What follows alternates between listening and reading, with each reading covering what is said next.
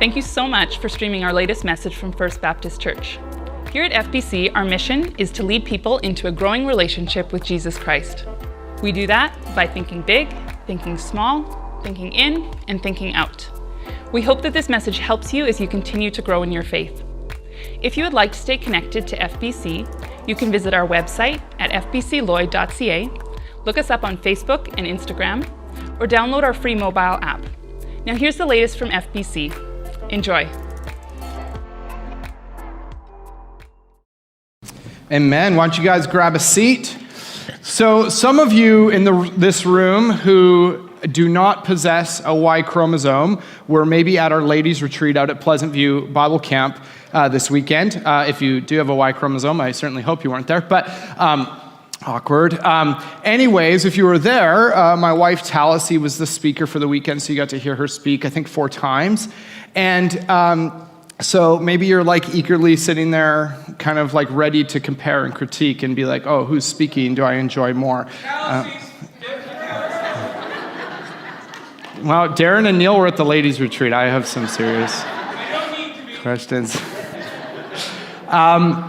Well, you might think, well, it's not a competition, but it is. So if you think my speaking is more enjoyable than Tallassee's, please make sure you let her know that. If you enjoy hers more, no feedback necessary. You can just keep that to yourself. Take it to your grave. Anyways, I hope you were here last week. Doug kicked off this 4-week series we're doing called It's Personal. If you weren't here, I would highly recommend you go on our Facebook or YouTube channel or our app or podcast or the kind of 7,000 digital platforms we have that you can keep up with that and check out the message. It laid a really great groundwork and foundation for where we're headed in this series. Doug really dove into this idea of how personal our God is. And I mean, that's why at FBC we talk about thinking in, engaging personally with God, because we believe that that's not only beneficial, but it's actually possible that we can know God on a personal level, that we can engage with him in a real, true relationship. Some people have this view of God that he's this, maybe he created things, but he's far off, distant being, kind of floating in the universe that we can't connect with. And that's actually a false worldview called deism. We believe that the God who created you loves you, and he likes you, and he wants to know you, and he does know about you, and he wants to have a relationship with you, and it's possible for you to dig into that and lean into that and actually know him well. And this kind of undergirds the whole mission that we have here at FBC. Our mission, if you've been here for a while, you know, is to lead people into a growing relationship with Jesus Christ. A relationship that you have where you know God and he knows you, but that's growing, where you grow in intimacy, you grow in the knowledge of who God is, and you understand more what it means to know him. And that's kind of really what we're all about. So the series, It's Personal, is kind of a great treatment of really what we have here simply as our mission at FBC. Now, this series is based off of a book right here. The book is called It's Personal. And it's a really short read if you ever want to pick it up. So it doesn't take very long unless you're a really slow reader, that maybe takes a little longer, but a short book, great book, and it's written by 3 authors, and one of them, his name is Reggie Joiner, and you might know who Reggie Joiner is. If you volunteer at FBC Kids, he is the guy who founded and runs, president, CEO, I don't know what you call the head honcho of Orange, and Orange is this organization in the States that puts out the curriculum that we use at FBC Kids, and actually not only the curriculum, but we use the Orange strategy and how we run FBC Kids and kind of what our goals and how we go about things in that ministry area are. So Reggie's this great thinker, and this book, what it does is it's set up in a way, it has a couple extra chapters, but the 5 main chapters are built around these 5 questions. When it comes to making it personal with people, when it comes to actually developing intentional relationships where we take this relationship we have with God that is highly personal and we personalize the mission and we personally take that to people, we make it that personal, there are 5 questions that are very important to answer, and this book unpacks them. And Doug was focusing on the first question last week, and that question is, do you know my name? Now, this is foundational to making it personal, to intentionally having personal relationships with people. I mean, if you don't know someone's name, they're mostly invisible to you, right? It's easy in this world to feel invisible to others. I mean, if someone is just, oh yeah, he's my neighbor, I don't know his name, or she's my coworker, or he's the guy whose locker is beside mine in school or whatever, I mean, if they know that that's how you refer to them and you don't know their name, to them, they're invisible to you. I mean, if I were to go to someone and be like, hey, this person who doesn't know your name, you guys pretty tight, they'd be like, well, apparently not. We're not going to know everyone's name in the world, but the first step in making it personal is to actually know someone's name, to know their identity, to recognize that they have a unique kind of fingerprint, a unique DNA. They are who they are. The next question in this book is, do you know what matters to me? And this question asks, do you know what makes me tick? Do you know what energizes me? If someone were to ask you, do you know what energizes me? Do you know what frustrates me? Do you know what brings fear to my life? Do you know what freaks me out? Do you know what I'd like? Do you know what I'm into? Do you know the things that are important to me? It's a big question for someone to ask you. If you're really going to be personal with others, if you're going to engage in personal relationships, you need to understand what matters to people. And the third question is, do you know where I live? And so this takes it even a step further to be like, do you understand the people that you're growing close to, that you're building relationship and community with? Do you actually understand what's their context? Where are they at? Where are they at economically? What's going on in their household? What's going on in their family? Now, this is a 4-week series, and the book asks 5 questions. So this week, what I've done is I've really just condensed these 2 questions into 1 question. And simply put, I've put, do you know where I'm coming from? And if we're going to be a church that's missional about reaching people with the love of Jesus Christ and then helping people grow in a relationship with Jesus Christ so that they can experience the love and goodness of the God who created them, this is an important question for us to be answering in the affirmative when we look at those that we're interacting with. We need to know where people are coming from, understanding what's their story. They have this unique story that's brought them to this point where they're at. They have a different cultural background than you. They're at a different spot financially. They have a different job. They have different interactions. Their family situation, maybe growing up or now, is different than yours. And we actually take time to understand where they're coming from. It's when we can really make this thing personal. So when we ask this question, what we're really looking at is we're looking at people's context. And context is such an important thing. I mean, if you've been around church for a while, you've heard people talk about context when studying scripture, reading the Bible. I mean, context is kind of king when it comes to reading the Bible. I mean, people will take out a little verse and take it out of context and make it say whatever they want. But if you really put it into the context of what else is being written there, what's being said there, you start to understand, no, this is what the author really means. And even beyond that, if you lean in even further to the context of Scripture and you say, what was going on at that time? What was the cultural background like that? What was the occasion for the author writing this? I mean, if we could go back in time and sit down with Paul when he's writing one of his letters and say, Paul, what are you feeling when you're writing this? What's going on in your world as you write this? Why are you choosing those words? We would have the best understanding of what's actually going on there. Now, that's true for Scripture, but this is especially true for people. Our context defines how we hear things, how we perceive things, and how we interact with others. Our context is the filter through which everything we experience goes through. And when we really start to begin to understand people's context, it fosters a lot of really cool things. It starts to foster compassion and care. Now, let me give you an example here about context. This is something that happened to me a few weeks ago. So a few weeks ago, I took my daughter Avra across the street to Kim's house, Barry's and Kim's house, and it was Kim, Paisley, and Gracie hanging out there. So we're hanging out, and Gracie and Avra are the little babies. They're not even 2 yet, and Paisley's old. She's like 3. So she's got her big girl, Princess Frozen bike, and she's so proud of it, and the little babies are trying to touch her bike and climb on it. And she's like, no, get away from my bike. You guys don't know what you're doing. You're just little babies. And she's kind of pushing them away, and then so she gets on her bike, and she proudly shows me how she can pedal this bike and make it move, and then she can pedal backwards. It's still one of those bikes and make it stop, and just this amazing thing. And I look at her and I say, Paisley, wow, you are such a big girl. Now, for me to say that to her, to say, wow, you're such a big girl, Paisley, that means, Paisley, you've learned things. You've developed as a human. You have abilities and skills beyond what these pathetic little unlearned babies have. You just moved 10 feet in a mere 7 hours on your bike. Wow, I applaud you for being such a big girl.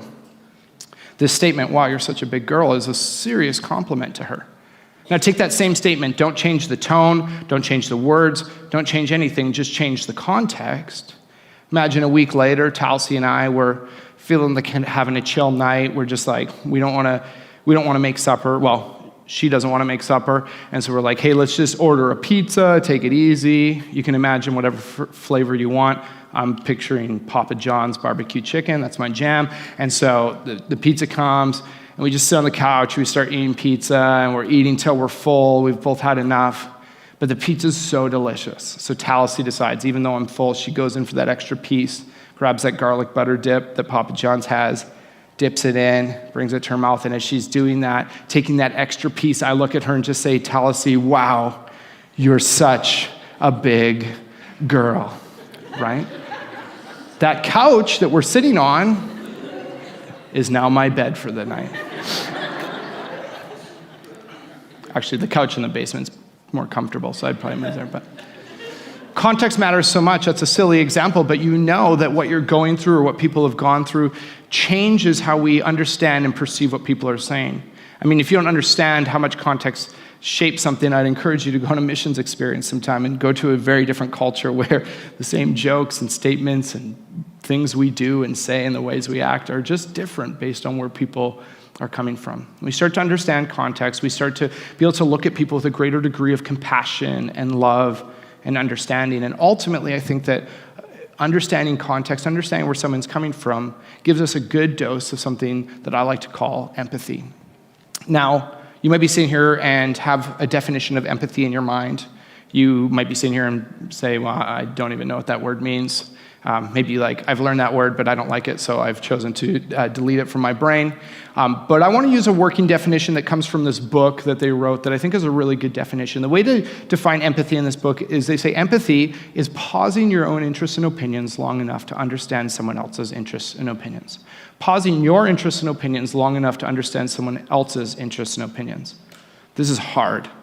I mean, when I'm having a conversation with you, you just got to know that as you're talking, I'm listening, but I'm often just thinking about what I'm saying next. What do I add to this conversation? How do I react? Or in our relationships, I'm often thinking about, well, what do I do that I think makes sense to me? So often, I'm not pausing and saying, I wonder what this person needs in this conversation. Like, where are they coming from? Why are they saying the things that they're saying? How can I understand that? Why are they doing what they're doing? It's so easy to just think, well, everyone should think like me. I mean, I'm smart. I've got to figure it out. I know how to be a good human. And just expect that people would think the same way or have gone through the same things, but we understand that their context is different. It fosters empathy. And it makes it a lot more realistic for us to answer this question, do you know where I'm coming from? Now, I want to look at a couple examples of empathy, both from a lack of empathy and also an abundance of empathy. And first, we'll look at the lack, and then after that, we're going to turn to Luke 19. If you want to bust out your Bibles or your devices, it'll be on the screen too. And we'll look at an example from Jesus, because, he's awesome at showing empathy. He's amazing at this. But I want to look at a couple examples of what it looks like to lack empathy, and I've got a couple examples from our world. Now, we all know what it's like to be on the receiving end of a lack of empathy or compassion, right? Someone's not taking the time to understand what we're going through, and it's frustrating, or what we're thinking, and it's hurtful. And I would wager to say, for sure me, but I'm guessing a lot of us have done that to others as well, where we've responded or we've treated people in a way that just makes sense in our mind without understanding where they're coming from, without extending the empathy and compassion and understanding, not pausing to think, maybe they're in a different place, in a different boat than I'm in. Now, I've got my awesome FBC gym bag here, free at the info center, along with our shopping bags and car decals and all that, lots of swag. And I brought with me a couple examples, and I was thinking of a lack of empathy in the world. I thought of these two examples that came to my mind right away, and I'm sure you'll be able to relate. Well, I hope you'll be able to relate to where I'm coming from. And so, it's so easy for people to just think about their values and goals and what they're aiming for and not think about mine. And so the first example, this will be a familiar sight for you guys, is this company right here, right? Lay's. You guys Lay's fans? Yeah. So I'll say something positive about them first before I speak negatively about Lay's. So they're one of the largest chip manufacturers in the world, and they've extended empathy and understanding that I need sliced up, dehydrated, dried out, magically lives on the shelf forever, pieces of potato with magical flavors on them, right? I'm more of like an all-dressed or a ketchup fan, but I'm trying to eat a bit better, so I went with salt and vinegar because they're Taliesin's favorite, so that hopefully she'll just devour them and I won't touch them. But That's my display of empathy right there. So they understand that I need good flavors in my life, so that's good. Here's where I think that they really fall short in extending empathy to us. So now, you go to the store, and you're like, yeah, I want some chips. You grab some chips off the shelf, and you buy them, and then you take them home and open them, right? That's not actually what happens, right? If you're like us, they're like, you take them out of your grocery bag, they're between the seats on the way home. Or maybe you're like paying for your food. Yeah, oh, credit, yeah, okay. Open these bad boys right away. Anyways, at some point, whether in the store or your van or home or whatever, you open these chips and you look inside, and what do you realize? You realize, yeah, Lay's might be one of the largest manufacturers of chips in the entire world, but they're also one of the largest sellers of air in the whole world, right?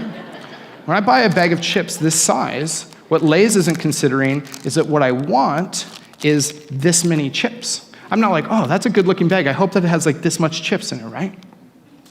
And I find that frustrating. I mean, even their slogan, I think, is a real slap in the face, right? Bet you can't eat just one. It's like, well, have you looked inside? Because that might be my only option, is to eat just one. And it's a ridiculous slogan because it's like, yeah, when's the last time you've gone to someone and be like, yo, I'm so hungry, I could eat a chip. You know, you don't invite someone over for supper and be like, here's your chip, chip, you know, enjoy, you know, like, if you need seconds, sorry, they're a glutton. But, so anyways, real lack of empathy. Hopefully they watch this sermon video and they kind of change their ways. The other one, I want to be sensitive because I know everyone's gone through different things in this room, and I don't want this to be like a trigger or anything like this, because this one I think is a little bit more deep-rooted. This is kind of on the opposite end of the spectrum, but there's the company that makes these fruit cups, right? Exact opposite problem. Do they think that I buy this, go home, take my clothes off, hop in the bathtub, and be like, oh, I'm going to eat a fruit cup?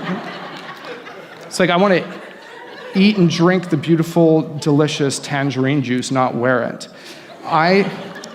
I think that American Ninja Warrior, after the salmon ladder, after all their events, right before that buzzer they have to hit, should just put one of these on the table and say, you open that without spilling it, you win. You're the champ. So, anyways, these companies are not responding to my needs and interests. They're not. They just, I don't know. They want to make. I don't know why Lay's and fruit cup companies don't just pair up and it's like, yo, give us some air, we'll give you some empty space. You know. So,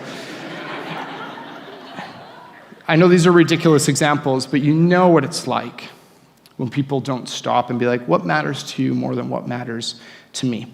And here we get to look at Jesus do an excellent job of this. So Doug referenced this story of Zacchaeus last week. We're going to read through it and dive in a little bit more. Jesus entered Jericho and was passing through. Now, I should notice something there. I'm going to make a few comments throughout. Jesus entered Jericho and was passing through. He's on his way somewhere. It doesn't say he's stopping in Jericho, and hopefully I'll remember. We'll come back to that idea later. He's on his way somewhere. A man was there by the name of Zacchaeus. He was a chief tax collector, and he was wealthy.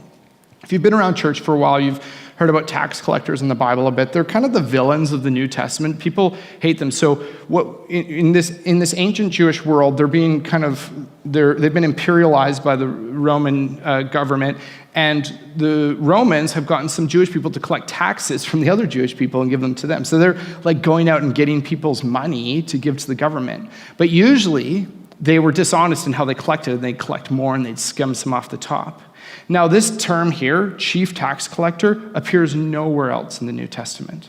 This is reserved only for Zacchaeus. He's not just a tax collector, he's like top dog tax collector. Like, he's high level. So if people hate tax collectors, they it's like if in the text somewhere, like people were called jerks throughout the New Testament, he's like super jerk or like ultimate jerk. And it's an interesting, I think Luke gives us quite a bit of information in this verse. He says, and he was wealthy. Well, why was he wealthy? Because he was ripping people off so effectively. So when people see Zacchaeus' nice house or see him pull up in a sports car, they'd be like, yeah, you know how he's paying for that? Out of our pockets. So here's a guy that no one likes. He, Zacchaeus, wanted to see who Jesus was, but because he was so short, he could not see over the crowd.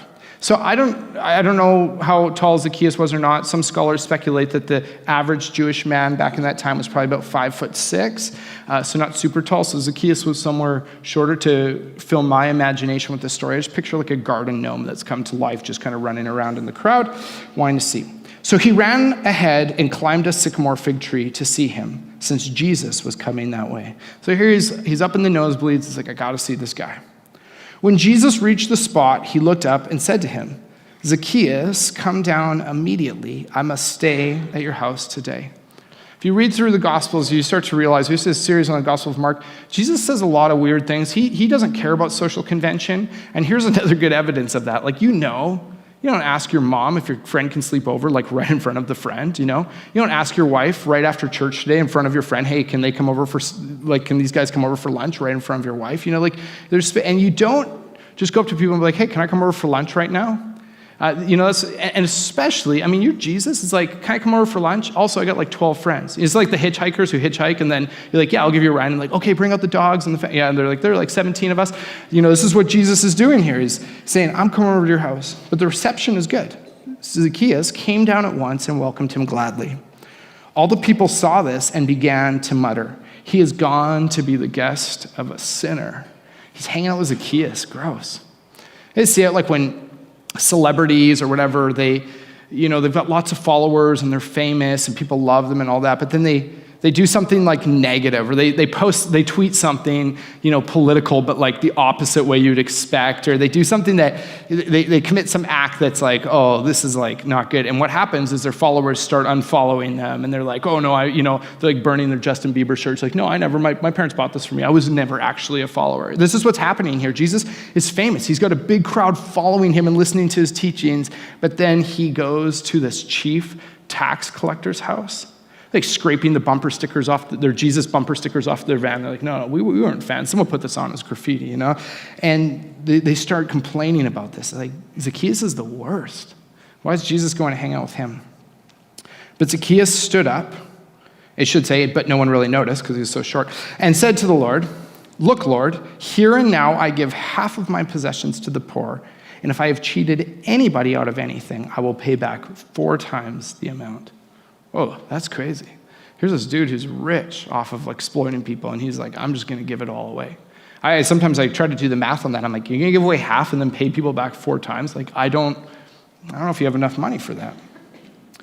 Jesus said to him, today salvation has come to this house, because this man too is a son of Abraham. For the Son of Man came to seek and save the lost. I'm not going to camp too much on that last verse there, the idea of Jesus coming to seek and save the lost, because Doug was talking about last week, so you can watch that if you want to hear a bit more about that. But this really is Jesus' mission. He's looking for people, not just the people we'd expect, but people who don't know his love and his grace and his goodness. And he says, I want them to experience this. I want people to know my goodness, and I want them to grow in that relationship. I want to make a few observations about this. I want to compare Jesus to Zacchaeus. Zacchaeus is this guy who's selfishly exploiting people. He's taking from people and profiting from people's loss. He's selfishly becoming rich off of other people's loss. And then here's Jesus, the perfect Savior who's come into the world to give and give and give until he gives his very life away to seek and save the lost. Zacchaeus is hated by everyone. He's famous. That's because when people see him coming down the street, they take a different street. They'll avoid this guy as much as they can. Jesus, he's got a crowd following him. He's famous. People are listening to him. Zacchaeus, he's a sinner, and Jesus, he's perfect and without sin. I think about how I would interact with Zacchaeus, or maybe how most of us would interact with Zacchaeus if he was around nowadays, and someone told me about what he was doing. He's exploiting people like that. I would probably find it appropriate to sit around with you guys and be like, man, that guy's the worst. He's brutal. If I interact with him, I'd be like, Zacchaeus, you're a jerk, man.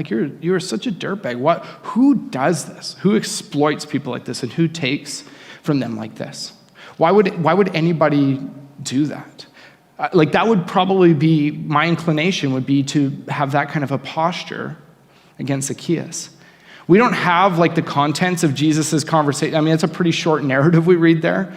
We don't know what the conversation was, but I'm going to guess that wasn't what Jesus started with. Well, we know that he started by saying, hey, I'm going to come hang out with you, man. I'm going to come have lunch with you. I'm going to know where you live. I'm going to come into your context and hang out with you and spend some time with you.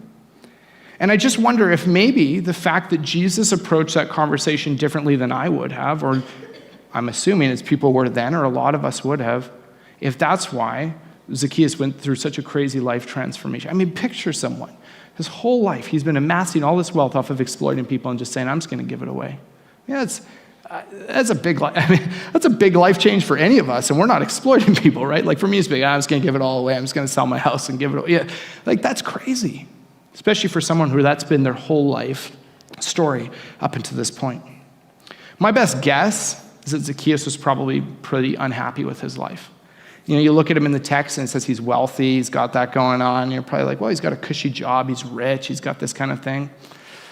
But, you know, he's probably at a point where he's like, I've amassed all this wealth, I'm balling, but I'm not happy, man. It's easy for us to jump in and quickly judge people who act in broken ways. People who are jerks, who are rude, who are doing awful things. And it's easy for us to say, that is wrong.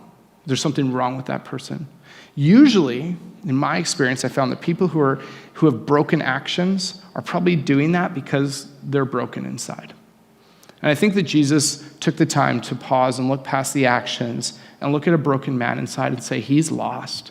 He's lost in his selfishness, and he needs someone who will actually help him transform his life rather than come and just point out what he's doing wrong. I mean, everyone's been pointing out what he's doing wrong. And to me, that seems like something pretty transformative for Jesus to come and pause and understand Zacchaeus' interests and opinions in a way where it actually brought healing to his life. And it actually helped fix the brokenness. Now, I'm throwing in some of my own flavor and assuming what the conversation is like, but I think that's what we can assume from what the text offers us. See, everyone's got a different story, right? I mean, everyone's got a different backstory up to where they're at now. We all live in different places, and we all have different jobs, and we all have different financial levels, and we come from different cultures and different norms and different family situations and all that. And it paints this unique narrative of who you are, and that's your context. And when you hear things and what you're going through now, you perceive it through that. It's so easy for us to just assume everyone probably thinks like me, and if they don't, they probably should. But they don't. I mean, most people weren't tax collecting like Zacchaeus. So the question is, why was he? And was anybody taking a moment to pause and come alongside him, to show empathy and just kneel down and say, Zacchaeus, what's going on? I don't know what Zacchaeus' backstory is. I have no idea. I don't know if I'll ever know. Maybe Zacchaeus was bullied growing up. I mean, when I was growing up in church, we had a song about Zacchaeus. It's kind of all we knew about him. You know, Zacchaeus was a wee little man was he? Yeah, okay, if you know the song. Anyways, the whole song was framed around the fact that he's short. Like, we're still beaking this dude 2,000 years later for his height. Like, we're still picking on that guy. I don't know. Maybe that was his whole life growing up, and he's frustrated, and he's lashing out. Maybe he comes from a broken family or an abusive context. I don't know. Maybe he doesn't. Maybe it was good. What is it that's breaking him inside? And we're not going to know if we just assume that people should act and think the way that we do. Because if Zacchaeus were to say to Jesus, do you know where I'm coming from? Jesus would offer him an emphatic yes, because Jesus paused his interests and opinions long enough to understand Zacchaeus' interests and opinions. And you might say, well, obviously Jesus knows where he's coming from. And that's true. I mean, Jesus has a little bit of a leg up on us with knowing things. But we have this God-given ability to pause and to understand where people are coming from and to understand their context. And I think there are there are a lot of challenges with that, but there are two really big challenges. It's so vital that we make it personal, because look at the life change in Zacchaeus' life. Imagine if we're fostering that kind of health and growth and healing in people's lives. But you hear me talking about pausing to understand people's context, to know where they're coming from, to know what's going on in their world. And you might say, Ryan, that sounds like a lot of work and time and energy that I don't have. And you're right, it does take a lot of time and work and energy. I mean, think about Jesus. I mean, at the start of Luke 19, what was going on? He was passing through Jericho. Luke doesn't write and say, Jesus was coming to Jericho and he was just like bored and looking for something to do. He needed something to fill his time. He's hungry, so he found this like short dude hanging out in a tree and was like, hey man, come on, I'm gonna go hang out at your house. Now Jesus was on his way somewhere. Jesus had a huge crowd. He had a lot going on in his life. Vocationally, Jesus was doing well and he could have prioritized other things, but he decided to pause and say, I care about this man, regardless of what other people think about him. I care about him and I want to be personal with him and I want to extend real love and empathy to this guy. One of the other challenges I think that we often presented with is the fact that this requires more than just our time, but it requires our vulnerability and our transparency. To understand where someone's coming from is to ask them to share some of the most personally intimate details of their lives with you. What's hurting you inside? What makes you happy? What are your interests? What are your flaws? What's good? Tell me about your family background, the good, the bad, and the ugly. We can't just walk into people's lives and say, hey, give that to me.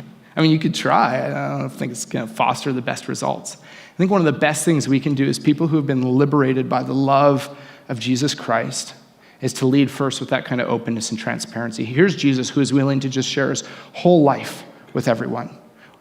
I mean, when we take that posture, we open up this conversation where we can make it very personal.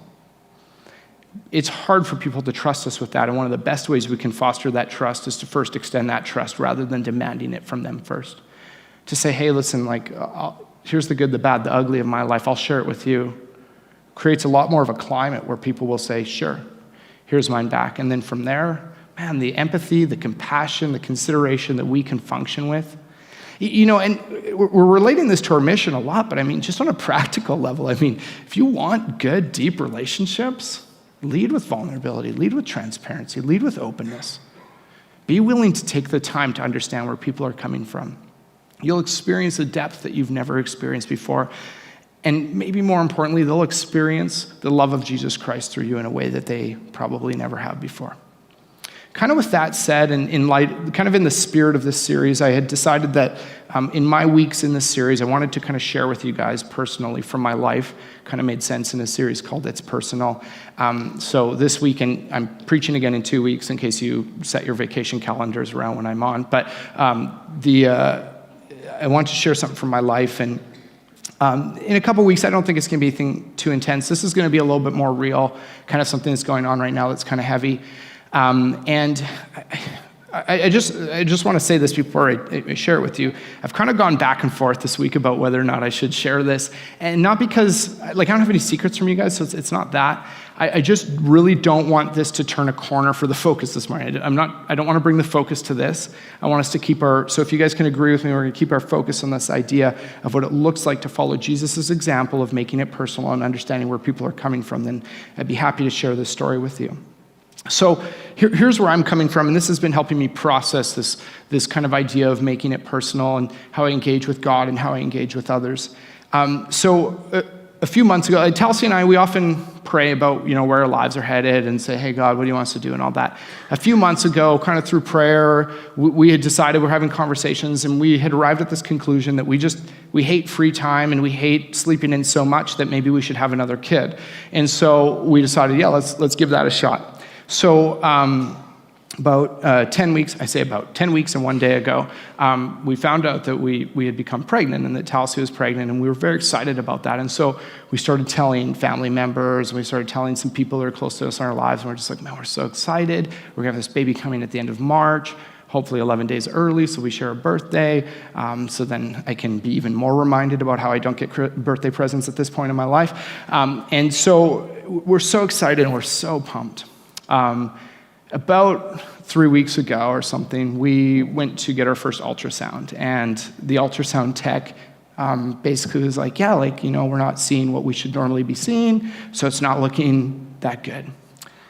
And so then we had this series of blood work, and I was there, she was doing all the stuff, but ultrasounds, blood work, everything, and found out that Talcy had miscarried the baby, and then all of a sudden this child that we're going to have that we're so excited about is not coming anymore, and it was really hard. And again, I don't want that to become the focus. But one of the interesting things that I've been reflecting on as we've been going through this time, because now we have all these appointments we had to go to and decisions we had to make, and this kind of loss that it was a tough emotional time. And through that time, I had some interactions with people that were either kind of tense or for different reasons were maybe not the greatest or whatever. And I had to pause and think to myself, man, if they knew what I'm going through, I wonder if this is how they would be talking to me or not talking to me or responding to me or those kinds of things. And I'm not saying this morning because I'm bitter or anything like that. They didn't know, so it's all good. But it really started to make me think, because I thought, if they really knew where I was coming from, what I'm going through right now, what my story is right now, I bet it would totally change the way that they spoke to me. or didn't or whatever. And so it made me think, well, what I found out through this is that miscarriages are really common. And I mean, I know I'm talking about something kind of sensitive, but like 18 to 20% chance if you get pregnant of having a miscarriage, that's like a 1 in 5, that's huge. So I was thinking, man, like, do I take the time to consider that could be happening that regularly in people's lives in the ways that I'm interacting with them, in the ways that I'm knowing them? Do I pause my own interests and opinions to understand that people might be going through that? And that's just one example. I mean, how many other kinds of losses and tragedies and traumas and good things and bad things, all these things could people possibly be going through? And how quickly do I just go in and interact as though they're in the exact same place as me and find it so hard to slow down and pause and come beside them and try to grow in empathy? Man, Jesus' example of this. He could have looked at Zacchaeus and been like, hey, Zacchaeus, I've heard about you. You're a loser. You are a dirtbag, and you should be ashamed of yourself. Right? He's like, dude, I'm going to come hang out with you. Loves this dude. Says, this is my mission, is people like this. Now, people don't have to be going through some crazy negative thing for us to decide we want to extend empathy. I think as Christians, that should be our posture. If we want to be followers of Jesus, that we should extend this kind of empathy and try to understand where people are coming from. So this week, as you leave here by kind of way of application, I just want you to think about this. Take some times when you're talking to people, when you're having interactions with people, when you're thinking about people, when you're part of relationships in your life, and ask yourself, am I pausing? Or am I just doing my thing and expecting them to have the same cultural and economic and familial background that I have and have the same opinions I have? Take some time when you're talking to people and just pause and say, how can I better understand where they're coming from so that I can make it personal and help FBC as a family move forward as we lead people into a growing relationship with Jesus Christ. Band's going to come out. We're going to sing another song. And I just want to throw one really quick thing out there. At FBC, we talk about thinking small. We say, and that means to engage in personal relationships here within our faith community. And one of the big ways we do that, not the only way, one of the big ways we do that is through small groups. If you're here and you've never been in a small group, you're not currently in a small group, maybe you have a lot of reasons why you don't want to. Maybe you're like, I don't know, like I might not like the snacks, or I might be busy, or this, I don't know. Maybe life's crazy, maybe life's busy, whatever it is. I want to encourage you, we're doing something this fall called Small Group Startup, and what it is, it's like a free trial, like a free sample, like, you know, like when you go to Costco and they got like the samples and you eat it and pretend you're interested in buying the product that you're taking a sample of. You do that, sign up and come try it out and pretend you're interested. If at the end you hate it, which I don't think you will, no obligation, but we'd love for you guys to try it out. If you don't know that much about small groups, if you have any questions, or if you're even mildly interested, I'd love for you right after the service, beside the info center is a booth for Small Group Startup. Linnea's there. She'd love to get you signed up, talk to you about that, and see how this can help you in this journey of making it personal and engaging in intentional relationships here at FBC. Why don't you guys stand up, we'll pray, and then we'll sing together. God, thank you so much that you are a personal God and that you love us so deeply. We are so fortunate to be able to know you. Please fill our hearts with a desire to make this mission, to take your love to the world, very personal, and to be intentional in the way that we do so, to extend empathy, to care about people, and to consider where they're coming from. We love you so much, God, and we're just thankful for this gift that you've given us, and we ask that you would help us as we try to share it in the world around us. We love you so much, Jesus. Amen.